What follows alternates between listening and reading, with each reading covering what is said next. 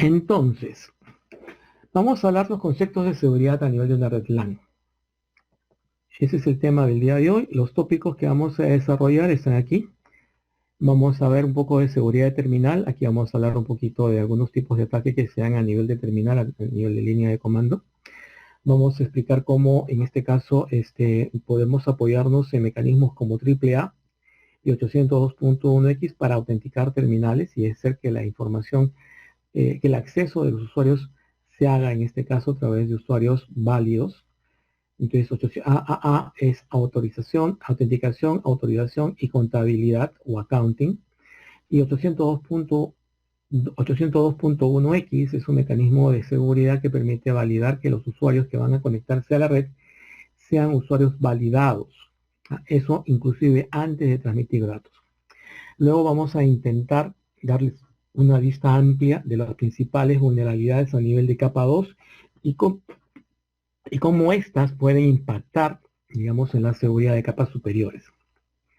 En el siguiente tópico vamos a explicar los ataques que se producen contra la tabla de SMAC a nivel de una red LAN. Y esto lo conocen ustedes ya desde un curso anterior, que es el curso de CCNA 3, donde han visto por security.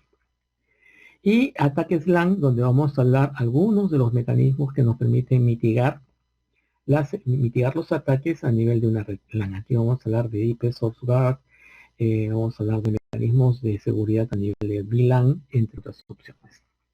¿Ok? No sé si tengan ustedes alguna consulta, ya saben, ustedes tienen el micro abierto, pueden ustedes aperturarlo luego de levantar la mano y que yo les dé opción de participar. Vamos a hablar de seguridad de dispositivos finales. Dentro de la red existen diferentes componentes que me permiten controlar la salud de la red. A nivel de esos componentes encontramos, por ejemplo, firewalls, que son equipamientos que protegen la red de intrusiones externas y de salidas de información no autorizadas. Sin embargo, estos equipos tienen algún problema. Si la información que se establece es una información cifrada, el firewall es incapaz de poder analizarla para detectar si en ella existe o no algún tipo de amenaza. Por lo tanto, la seguridad a nivel de dispositivos finales y a nivel de host es muy importante y es recomendamos usualmente implementar algún tipo de mecanismo como los personal firewalls que permiten el análisis del tráfico que se origina y termina en el equipo final. De esta manera, los tráficos que van a salir encriptados, que van a ser enviados de manera cifrada, pueden ser analizados antes de ser cifrados, o aquellos que se reciben cifrados van a ser analizados después de que han sido descifrados. De tal manera que podamos tener una idea clara de qué tipo de amenazas transitan en estos tráficos, que usualmente el firewall de red es incapaz de analizar. Por lo tanto, las amenazas o los mecanismos de seguridad a nivel de equipo final son muy importantes. Y aquí no solamente es un personal firewall, no es un IPS personal, sino que también existen algunos mecanismos como por ejemplo los AMP, el Anti-Malware Protection, que es un mecanismo que me va a permitir, en este caso, proteger mis equipos finales de vulnerabilidades producidas por software malintencionado, en general malware. ¿Ok? ¿Cuáles son los ataques más, digamos, cotidianos a la fecha? Bueno, distribución o denegación de servicio distribuido, que suele ser usado cuando algunos equipos han sido secuestrados, han sido convertidos en bots o en zombies y eventualmente obedecen a un amo y atacan en un momento determinado desde diferentes ubicaciones un solo blanco. Esto es muy complicado de bloquear. Hoy día ya existen mecanismos que nos permiten bloquearlos. Existe una alternativa que se llama, por ejemplo, en el caso de páginas web que son generalmente blancos, este tipo de ataque, solemos utilizar, por ejemplo, el WSA. El WSA es Web Security Appliance, que es un dispositivo que nos permite proteger, en este caso, los dispositivos de web de ataques por negación de servicio distribuido. Data Breach es un ataque que suele hacerse contra servidores, ¿ok? Con la intención de obtener acceso a información confidencial y secuestrarla o robarla. ¿Ok? Y eso se utiliza básicamente con la intención de ganar acceso a información privilegiada. Malware en general es todo tipo de software que tiene una mala intención. Sin embargo, dentro del rango del malware existen exponentes que hay que destacar. El primero es el ransomware.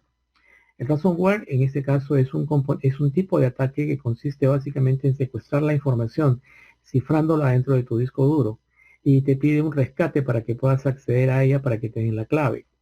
En este caso, un ejemplo de esto es el que vimos hace un par de años llamado WannaCry, ¿sí? Era un ataque que consistía esencialmente en encriptar la información y pagar un rescate para poder recuperarla. ¿Ok? Dispositivos de seguridad a nivel red global. Existen varios, como ya habíamos comentado. Uno de los primeros que habíamos comentado eran los firewalls, ¿de acuerdo? Hoy en día los firewalls tal cual han evolucionado y hoy ya tenemos equipamiento que hace la funcionalidad de firewall, que incorporan también funcionalidades de IPS en un solo dispositivo. Y esos son los considerados firewalls de nueva generación. Los firewalls NG que permiten un control del estado del tráfico, y los IPS, los NG-IPS que consisten o tienen una mayor cobertura y son más robustos. Estos son conocidos también como los firewalls UTM, ¿no? Universal Threat Management, y en esencia tienen una configuración que nos permite luchar contra contra el malware en general. Aquí por eso hablamos del AMP, Anti-Malware Protection. ¿Ok? Tenemos también herramientas que me permiten ocultar la información interna a través de un servicio llamado NAT.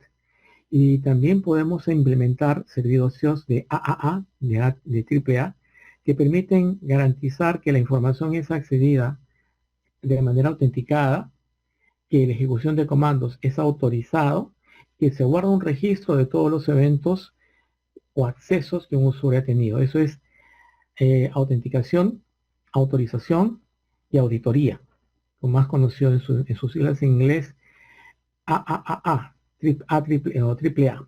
¿Ok?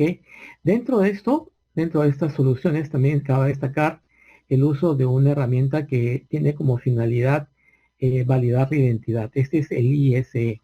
El ISE es el motor, en este caso, de identidad, ¿no? Identity Service Engine, que permite garantizar que los usuarios que se conectan son quienes dicen ser, a través de algoritmos de validación de identidad que se centralizan en un appliance que permite en este caso gestionar el acceso a los distintos dispositivos.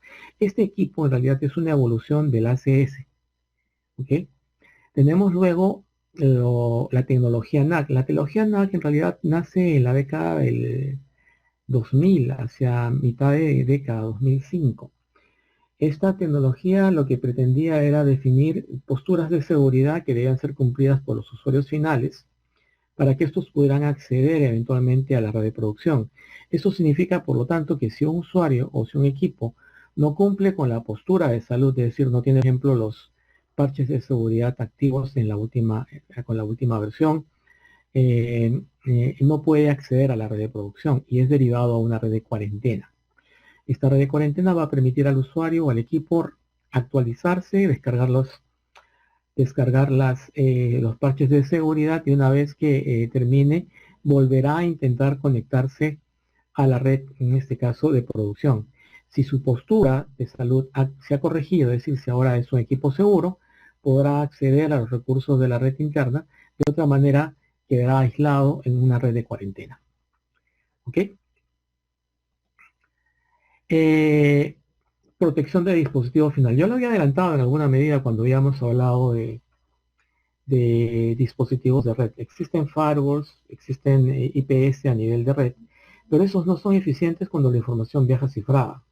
Entonces necesitamos tener un componente de seguridad en cada uno de los equipos. Esto lo logramos gracias a, por ejemplo, la implementación de Host Intrusion Prevention System, los HIPS, que ustedes pueden ver acá. O puedo también incorporar procesos NAC o NAP Microsoft lo llama NAP, NAP, ¿no? Y Cisco lo llama NAC.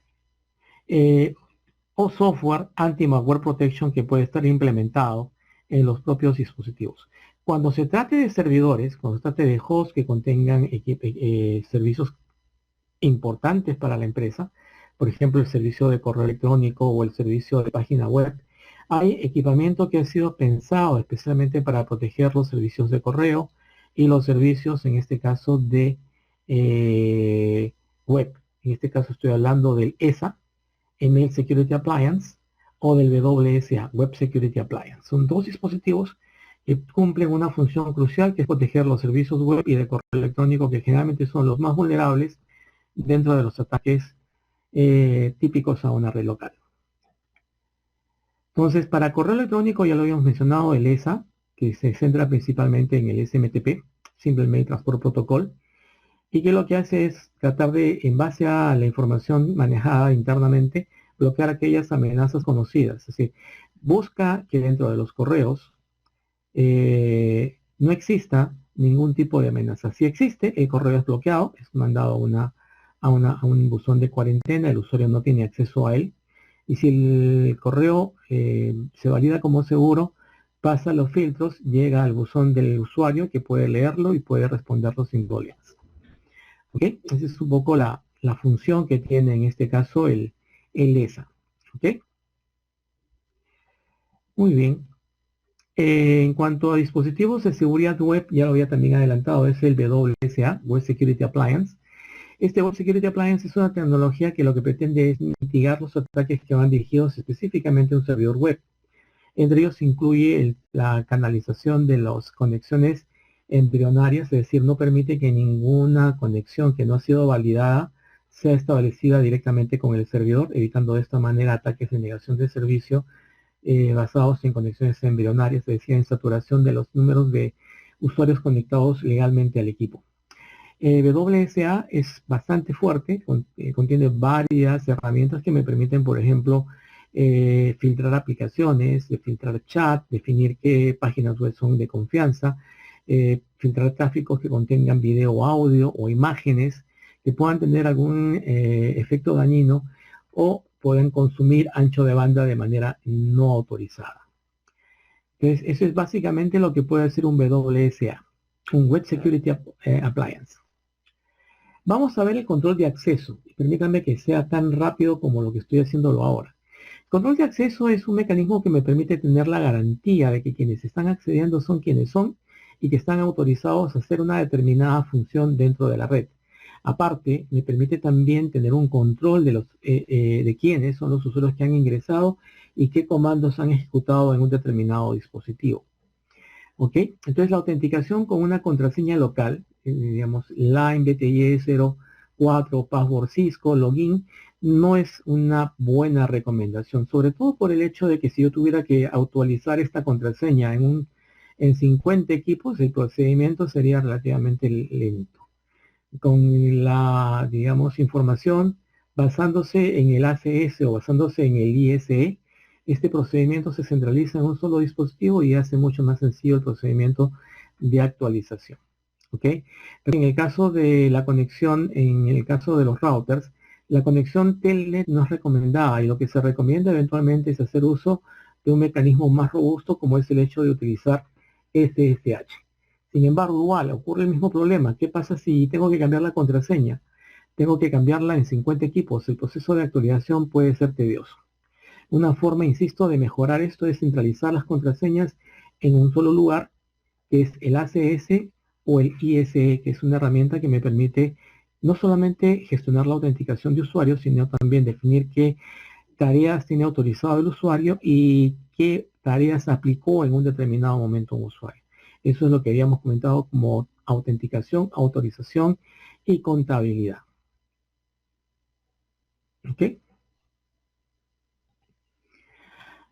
Componentes de la AAA. Bueno, los componentes de la AAA dependen mucho de cómo lo quiera configurar. Si lo quiero configurar dentro del propio equipo y manejarlo todavía con una base de datos local, simplemente es habilitarlo y implementar, en este caso, mecanismos internos de autorización para los usuarios. En este caso, ustedes pueden ver las view o superview, supervistas, que se pueden definir en cada equipo para definir qué comandos puede ejecutar un determinado usuario. Esto tiene que ver con el tema de autorización. No es tampoco de la manera más eficiente porque implica que yo tengo que hacer una configuración en cada equipo de este procedimiento. Mucho más eficiente es desarrollarlo directamente desde la pestaña de autorización que tiene el ACS o el ICE. Y ni hablar de la contabilidad. La contabilidad se guarda localmente, si el equipo se apaga se pierde. Entonces no hay forma de recuperarla. En cambio, si la tengo centralizada en un equipo, este puede reportarme cuáles han sido los eventos que se han producido y de esta manera tener un histórico de cómo se ha producido una penetración en la red o similar.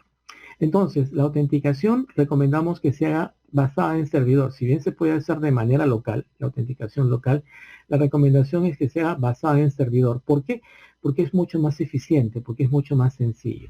¿Qué tenemos como parte de los servicios, en este caso, del AAA? Uno de ellos, como ya habíamos comentado, la autenticación local, que permite la creación de una base de datos local en el propio equipo, ¿no? Que contiene los nombres de usuario y contraseñas que el equipo va a usar localmente para permitir el acceso a determinados recursos dentro del router o switch. Pero también tenemos la autenticación basada en servidor, donde por su naturaleza el equipo que tiene la información de las credenciales se radica en un servidor ACS o un servidor ICE que contienen, digamos, funcionalidades Radius y Tacas Plus, que son dos servicios que se suelen ubicar en este tipo de servidores que permiten controlar no solamente la autenticación, es decir, quién es, sino también la autorización que hace y finalmente la auditoría, qué se hizo.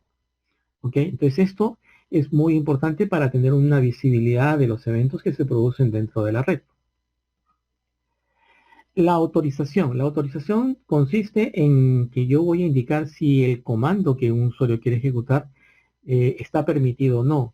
Igual se puede hacer en este caso a través de las vistas, las view, las super view de manera local, pero recomendamos que sean de manera basada en servidor a través de servicios AAA centralizados en un equipamiento ACS o un servidor ICE.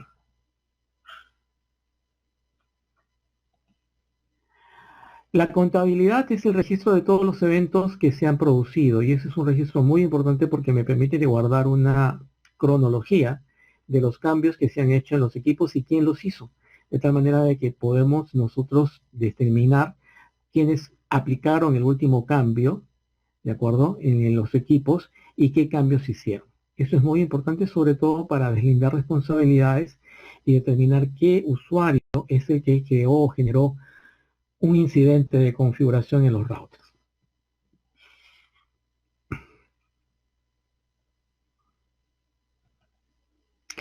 En el 802.1x la cosa va de una manera interesante. 802.1x es bastante antiguo, como ya te comentaba, viene más o menos de la década del 2005. En el 2005 apareció junto con las tecnologías NAC como parte del Cell Defending Network, que en aquel entonces era abanderado por Cisco, y lo que hace en esencia es determinar, en este caso, un formato de conexión sin que se transmita ningún tipo de información IP.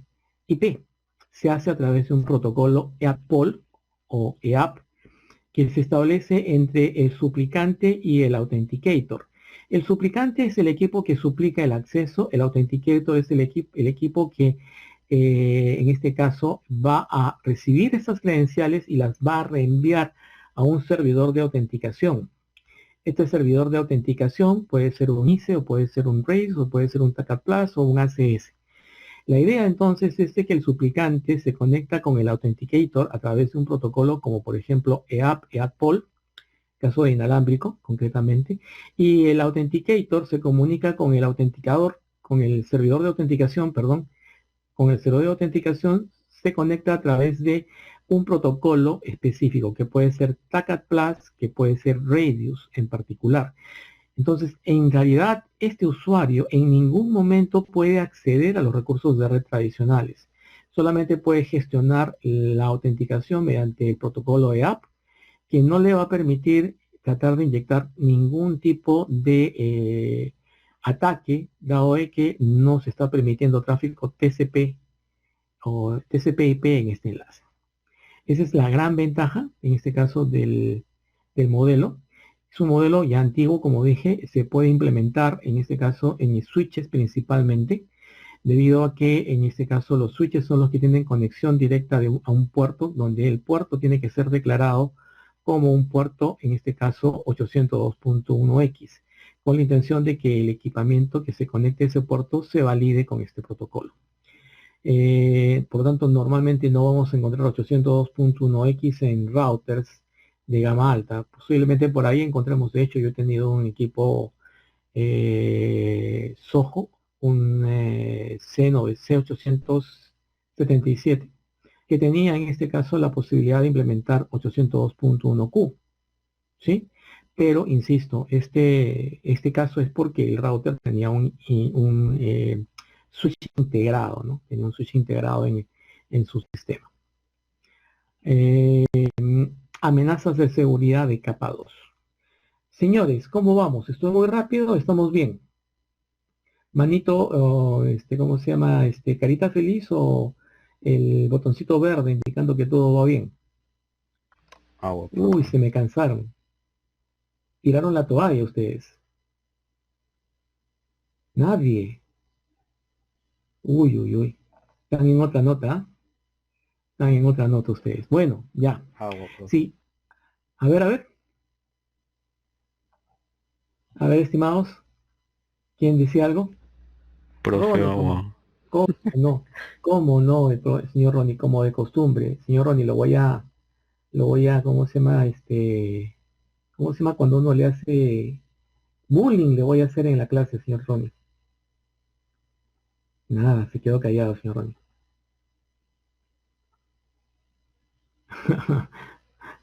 Ya, dice que hay un alumno dice que te va a mandar la moto, Ronnie. Bueno, ok. Muy bien, vamos a continuar, vamos a entrar a lo que es amenazas de capa 2. ¿Por qué son importantes? ¿Por qué es importante bloquear las amenazas de capa 2? Porque todo lo que yo permita a nivel de capa 2 va a escalar a todas las demás capas superiores.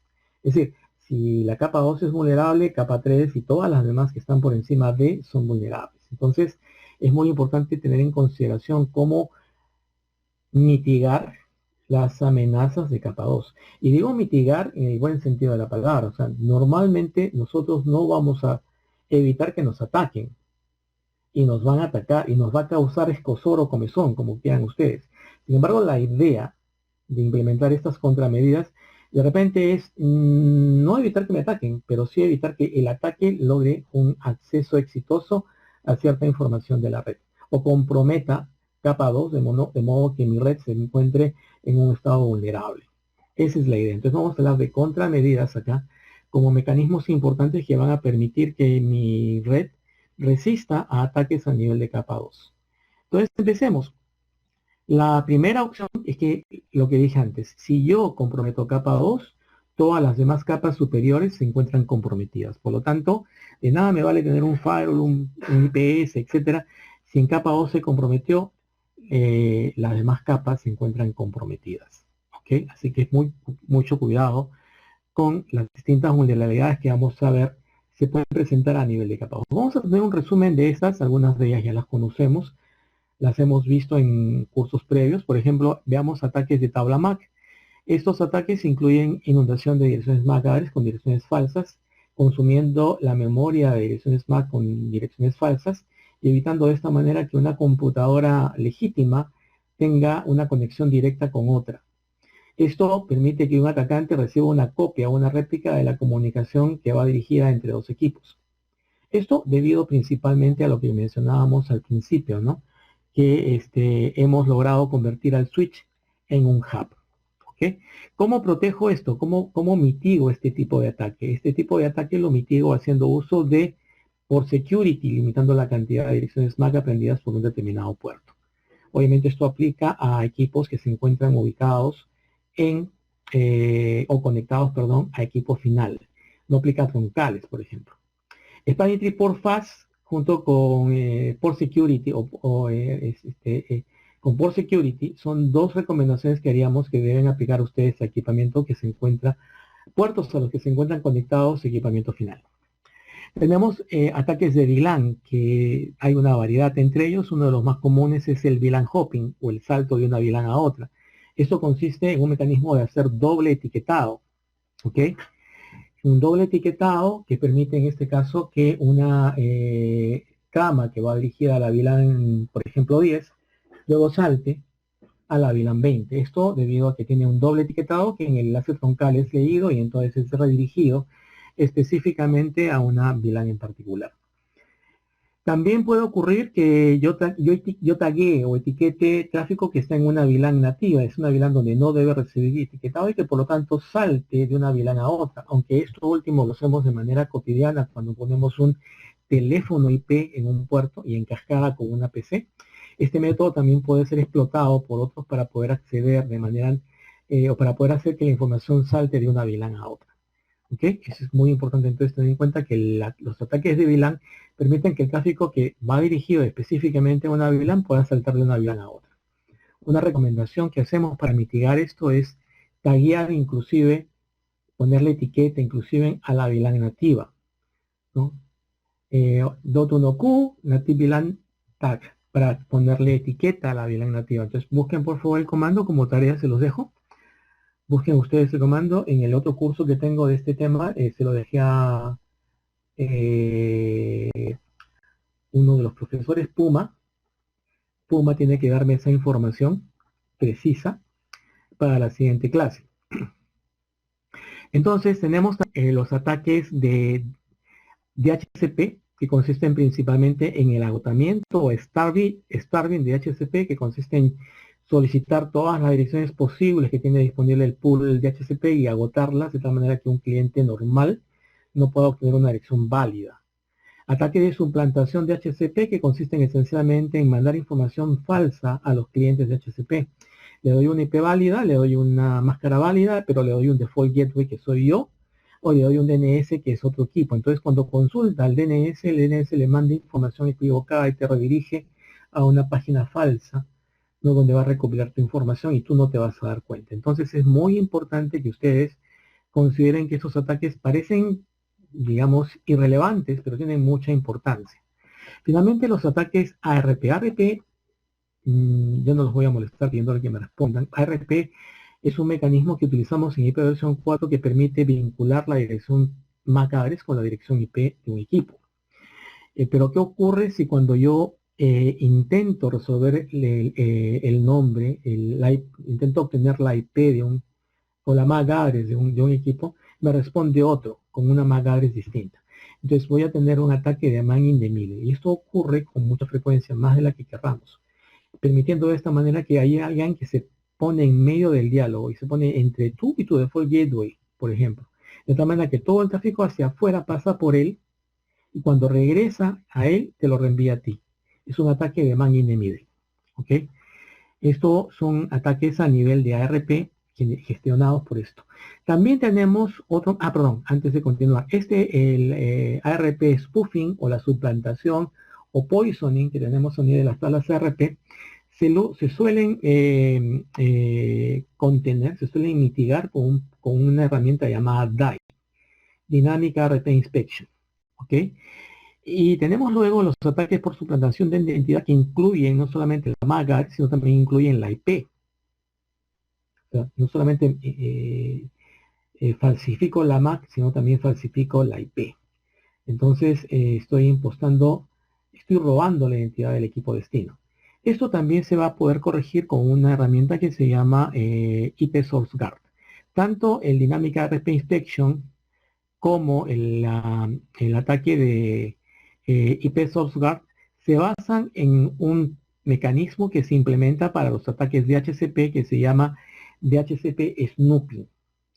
Si DHCP Snoopy está habilitado, yo puedo implementar Dynamic ARP Inspection y también puedo habilitar IP Source Guard. ¿Ok?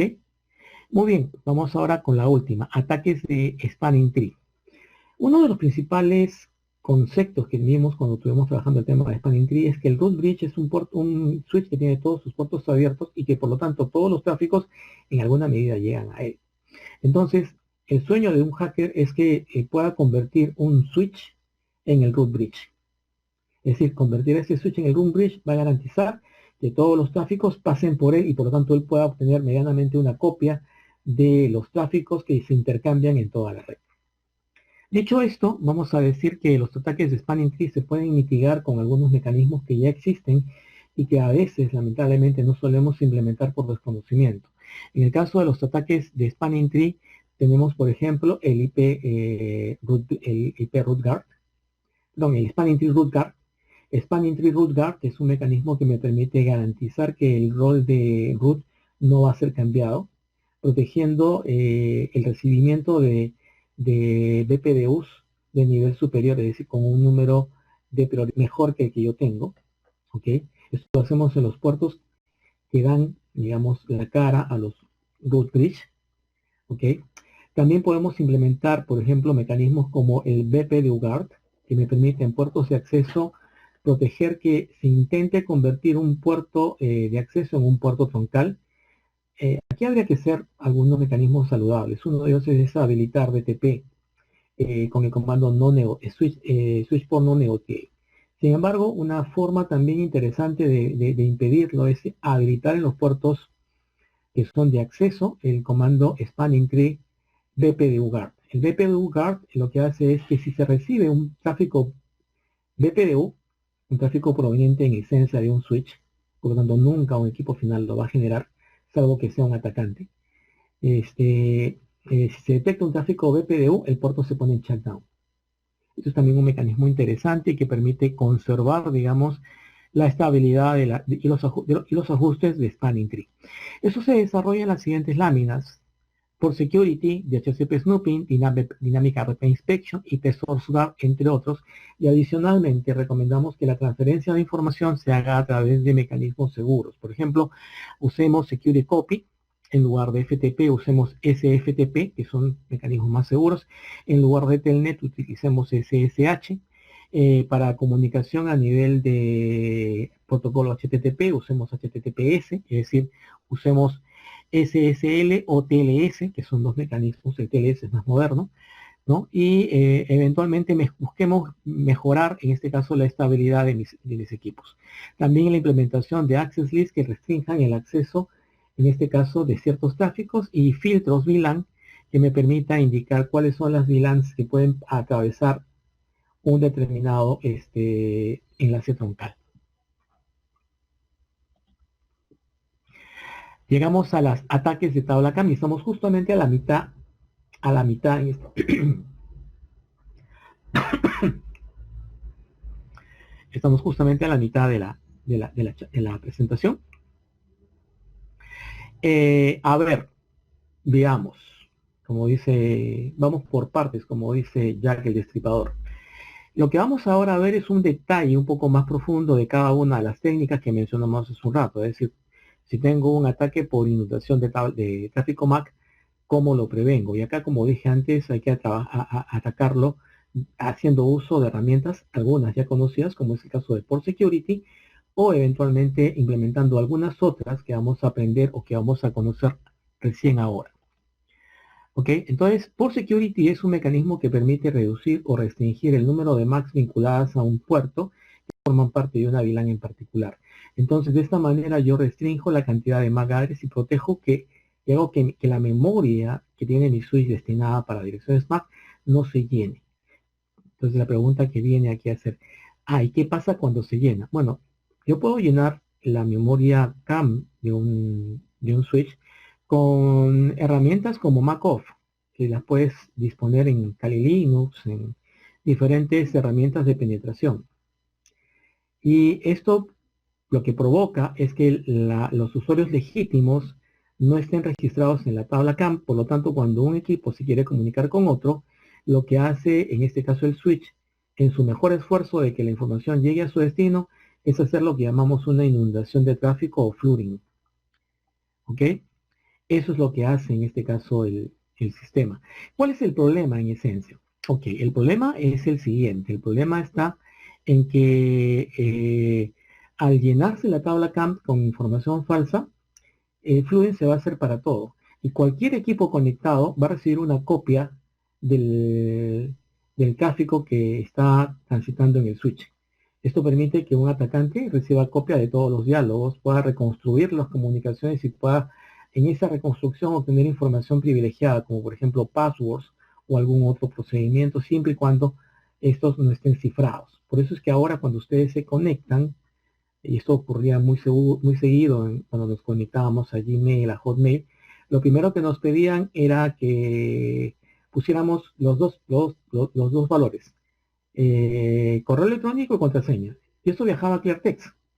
Hoy día no, hoy día primero me piden correo electrónico, luego pasamos un mecanismo de encriptamiento donde se manda la contraseña cifrada. De esta manera la posibilidad de que se produzca una obtención de datos es menor. Sin embargo, adicionalmente y por seguridad es bueno tener una autenticación de segunda vía, es decir, un token o algún otro dispositivo que permita en este caso mejorar la seguridad de acceso a tus cuentas. Bueno, entonces la indutación o flooding, ya lo dije, es un mecanismo por el cual un tráfico que llega al switch es reenviado por todos los demás puertos. ¿Cuándo ocurre esto? Ocurre en tres casos en particular. Cuando la MAC address destino de ese tráfico no se encuentra en la tabla CAM, por ejemplo, si la tabla CAM se encuentra saturada con información falsa, no vamos a encontrar la MAC address de un equipo legítimo en la tabla, y lo que vamos a hacer es un flooding. Por lo tanto, el atacante recibe una copia de esa información. Ahora el atacante se llama threat actor. El threat actor, el actor de amenaza recibe esa información,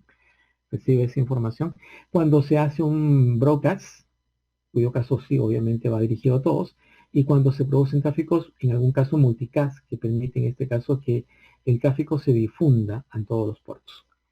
Entonces eso es lo que ocurre en el caso de tener un ataque por inundación de tráfico de la tabla MAC. ¿Cómo mitigo esto? Bueno, el MACOF, como ya había comentado, es la herramienta que solemos utilizar para crear, en este caso, inundación de tráfico. Y lo que vamos a hacer nosotros para mitigarlo, y ya no vamos a hacer más largo el tema, es aplicar mecanismo de port security. Seguridad de puerto es el mecanismo que me permite limitar la cantidad de MAC addresses aprendidas por cada puerto. Y esto es la solución a este problema que tenemos con la inundación de tráfico MAC falso. Ataques LAN. Vamos a los ataques LAN. Entre ellos está el salto de VLAN, el VLAN hopping. Y también tenemos los ataques a nivel de DHCP.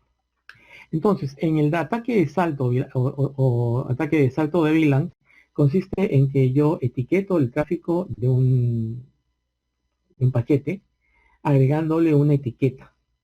Entonces, imaginemos por un momento que tengo una computadora que está conectada a un puerto que está en la VLAN 10, que forma parte de la VLAN 10.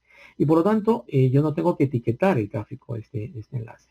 Simplemente debo mandarlo tal cual y el sistema automáticamente sabe que todo tráfico que ingresa por ese puerto debe ser reenviado a través de las troncales o de otros dispositivos a todos los equipos que forman parte de la VLAN 10. Pero ¿qué ocurre si yo etiqueto el tráfico? Y le digo que ese puerto, ese tráfico que estoy sacando por este puerto, forma parte de la VLAN 10. Lo que va a pasar es que el tráfico va a llegar forma parte de la VLAN 20, por dar una idea, de otra VLAN. Lo que va a pasar es que este tráfico va a ser redirigido a la VLAN 20. Entonces ya salté de una VLAN a otra, salté de la VLAN 10 a la VLAN 20, y esto creó ya un posible problema. Alguien me dirá, profe, pero la comunicación es en un solo sentido, no hay ningún ataque. A veces basta que yo te solicite, digamos, aperturar un puerto, tú me respondas y yo nunca te conteste para generar una conexión embrionaria. Por lo tanto, bastará que yo te envíe un tráfico, tú me lo respondas y nunca me llegue y yo nunca te respondo. Entonces, sí es posible hacer ataques bajo digamos, este esquema. ¿Ok? Entonces, cuidado, por favor. La otra opción es que yo también haga el etiquetado doble, ¿no? En un enlace troncal donde el enlace troncal forma parte de una VLAN y el etiquetado es doble. Entonces, el primer troncal quita una etiqueta y la segunda etiqueta es usada para saber a qué VLAN va dirigido. Entonces, salta de una VLAN a otra. Entonces, estos mecanismos de ataque pueden ser mitigados con el uso de comandos que restringen o que restrinjan, digamos, o mitigados, no anulados, con comandos que restrinjan qué VLANs están autorizadas a atravesar un enlace troncal. Así de simple. Agotamiento de HCP. El starving o agotamiento de HCP y los ataques de suplantación se basan en que existe un cliente que empieza a solicitar de manera irracional direcciones IP y que por lo tanto consume todos los anchos, todos los parámetros que solemos necesitar para poder establecer una conexión. Entonces consume todo el rango que tiene definido mi servidor de HCP. Entonces esto provoca que mi equipo un equipo legítimo no pueda obtener una dirección IP y por lo tanto no pueda conectarse a la red. Y existe el tema de suplantación que también ya comenté, que es cuando el servicio de HCP te asigna direcciones válidas, pero te da un default gateway y te da un DNS falsos, permitiendo de esta manera que yo sea fácil víctima de un ataque de phishing o similar. Para evitarlo, hay que poner un rango máximo de solicitudes por puerto. ¿Ok?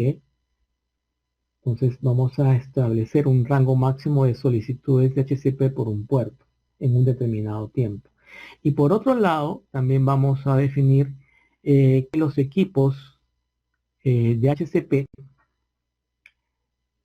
respondan, o sea, estén permitidos en un determinado puerto. Entonces no todos los puertos van a estar permitidos.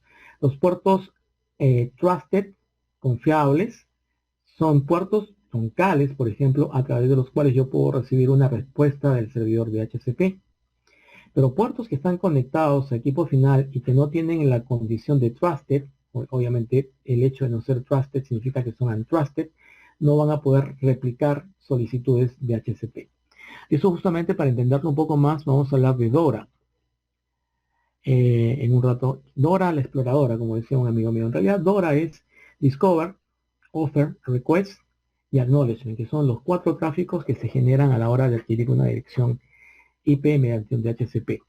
Entonces ese es un poco el concepto. Entonces, ¿cómo los ataques de salto de VLAN, cómo los puedo mitigar? Pues, como te dije, ¿no? Deshabilitando, en este caso, la opción de que se conviertan en troncales de manera dinámica, un equipo que se conecta, en este caso, a un puerto de un switch que no está preparado, podría, si recibe BPDUs, negociar convertirse en troncal. ¿Ok? Peligroso. Para eso recomendamos deshabilitar el puerto para que no negocie. ¿Cómo lo hacemos? Lo convertimos en un puerto de acceso y le ponemos el comando no negociar. No negociate. De esta manera evitamos que este enlace negocie y se convierta en algún momento en troncal. Esto debido al protocolo Dynamic Trunking Protocol, que va a forzar eventualmente que un puerto de un switch, ¿no?, se convierta en troncal si el equipo que está conectado a ese envía BPDUs solicitando establecimiento de troncal. Ese es el Dynamic Auto. Digamos, Dynamic Auto, que es el mecanismo que es negativo. Otro mecanismo es el Dynamic Desirable.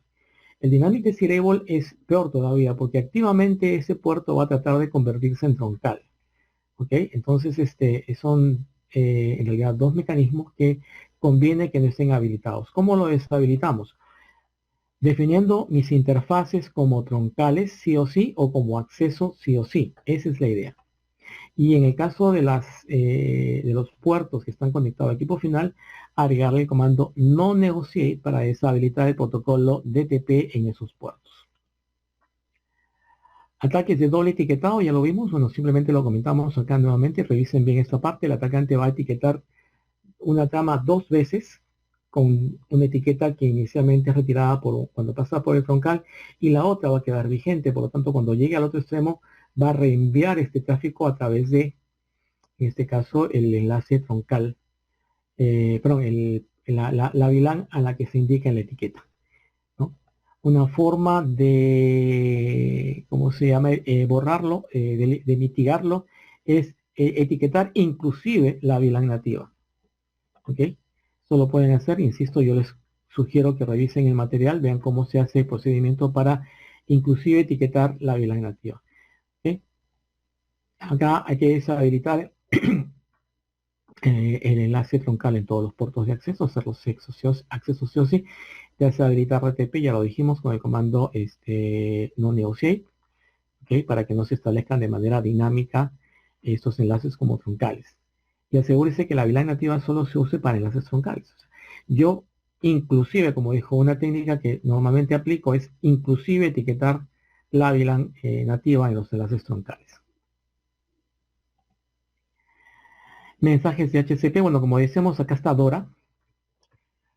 DORA es en este caso el acrónimo de Discover, Offer, Request y Acknowledgement. Por favor, quiero que noten que el Offer y el Acknowledgement son enviados por el servidor de HCP.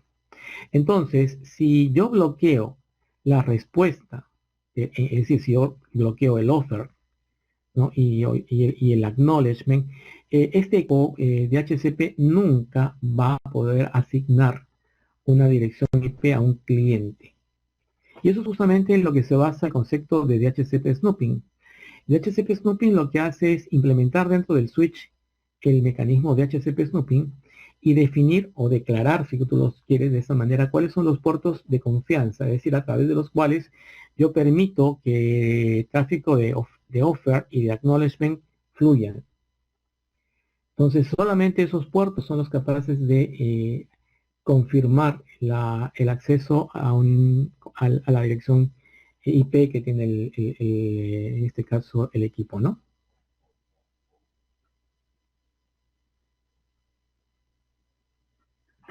Sí, sí, sí, pueden probarlo. Hay un programa que voy a compartir con ustedes que se llama IBNG ¿no? Donde van a poder trabajar algunos de estos. Obviamente vamos a tener algunas limitaciones, lo mejor es hacerlo con equipamiento real, pero igual vamos a poder ver algunas de sus implementaciones. Pero ojo, recuerden que este concepto o estos conceptos forman parte del bridge y ustedes los van a poder manejar en los trabajos vinculados a estos módulos en la plataforma Bridge. ¿Ok? Lo van a poder simular en Packet 3 y ver cómo funcionan estos, digamos, comandos. ¿Ok? Ataque de agotamiento de HCP. Lo que vamos a nosotros evitar es que nuestros servidores de HCP queden sin direcciones, se agoten. Y esto lo vamos a lograr gracias, en este caso, a limitar la cantidad máxima de solicitudes recibidas por un puerto en particular. Eso también junto con el DHCP Snoopy es un mecanismo que nos va a permitir mitigar. No vamos a anularlo, pero vamos a ganar tiempo con esto. Es lo mismo que ha hecho Vizcarra ahora, ¿no? Lo que ha hecho con la cuarentena ha sido mitigar, pero vamos a sufrir todavía algunos días más el incremento de contagiados y obviamente van a haber algunos que no van a superar la enfermedad. Lo que hacemos es tratar de mitigar, es la idea. Acá vamos a tratar de mitigar el efecto de un ataque, reduciendo la cantidad de solicitudes recibidas por un puerto en un determinado periodo de tiempo. ¿Con qué intención hacemos esto? Con la intención de reducir la posibilidad de que se produzcan ataques de man in the middle, donde se imposta, por ejemplo, el default gateway, o de phishing a través de un DHCP falso, o de un DNS falso, perdón, de un DNS falso, entre otras opciones.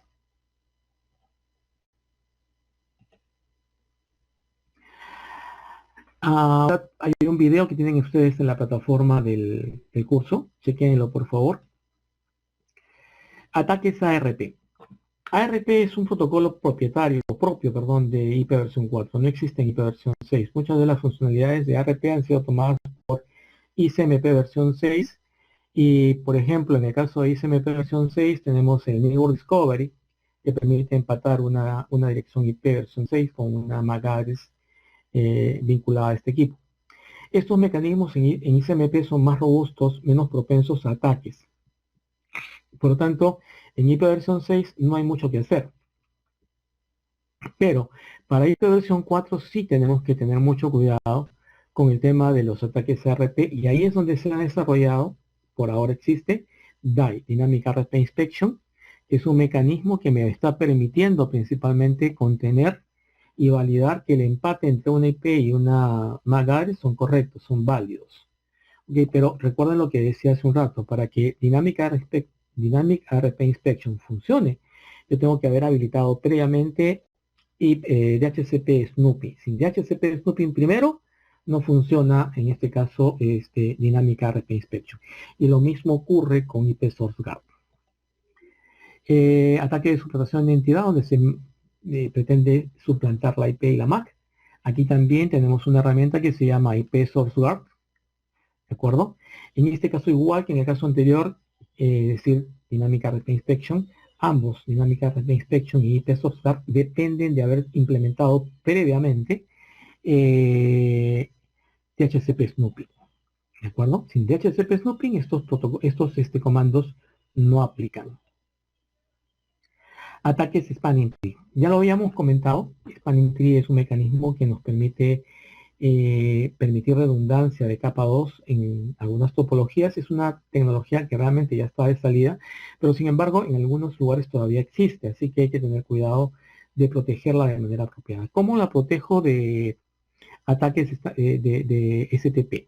Que lo primero, evitar que el root bridge, ¿de acuerdo?, se pierda, es decir, que el equipo que ha sido elegido como root bridge pierda esa condición. Y para eso vamos a usar un comando que se llama Spanning Tree Root Guard, que es un mecanismo que va a proteger, en este caso, los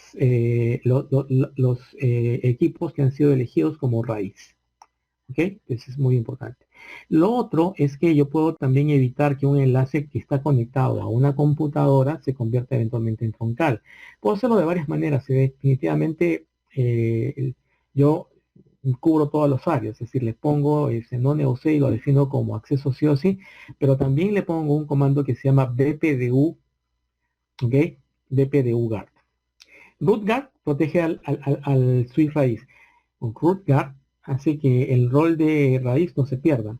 BPDU guard hace que si un puerto de acceso donde no debería existir tráfico BPDU recibe tráfico BPDU, automáticamente el puerto pase a estar apagado, shutdown, se bloquee, para evitar que ese puerto se use como un troncal o se negocie con él para poder establecer una conexión troncal que viabilice un ataque. ¿Ok? Eso es lo que hace. Ahora, es muy importante que nosotros deshabilitemos en ciertos puertos, no en todos, el protocolo CDP. ¿Por qué yo no deshabilito en todos? En realidad, yo diría que CDP es necesario, sobre todo para que los teléfonos IP puedan negociar con el puerto y determinar cuál es la VLAN de voz a la que pertenecen. Es el switch con el teléfono IP y el switch le informa que forma parte de la VLAN 120. ¿Ok? Y a partir de ahí, el tráfico del teléfono está tagueado con la VLAN 120 y el tráfico de la PC simplemente no va tagueado, es nativo. Por lo tanto, en ciertos puertos no recomiendo que se deshabilite CDP. Sin embargo, una buena recomendación sí válida es deshabilitar CDP en todos aquellos puertos donde no sea necesario. Conexiones a providers, conexiones a equipamiento que no tiene por qué, digamos, establecerse una sesión CDP, deberían ser deshabilitados como una buena práctica y solo habilitarlos en aquellos puertos donde sí realmente se necesita. Si no tenemos CDP y trabajamos con un equipo distinto de Cisco, entonces el protocolo es LLDP, es una variante del mismo, un poco más sofisticada. Y también igual hay que deshabilitarlo solamente en aquellos, o habilitarlo solamente en aquellos puertos donde se requiera. Esa es la recomendación. ¿Okay? De CDP y LLDP solamente habilitados en aquellos puertos donde es necesario. Muy bien, acá tienen ustedes un módulo de práctica que tienen ustedes en la plataforma del curso Bridge. Además, tienen ustedes, bueno, es un resumen de lo que hemos revisado el día de hoy. Hemos hablado de la seguridad a nivel de equipo final, muy importante, ¿sí? Muy, muy importante. Hemos también hablado de las diferentes técnicas y métodos de mitigación de ataques a nivel de capa 2, donde hemos hablado de Port Security, que ya lo conocían en el curso 3. Hemos hablado de dinámica RP Inspection, DIE. Hemos hablado de IP Source Guard, que también es muy importante. Y hemos visto que estos dos dependen de la implementación de un sistema que es el DHCP Snoopy. Por favor, muy importante que DHCP Snoopy esté habilitado, si no, DAI ni IPSG funciona. ¿Ok?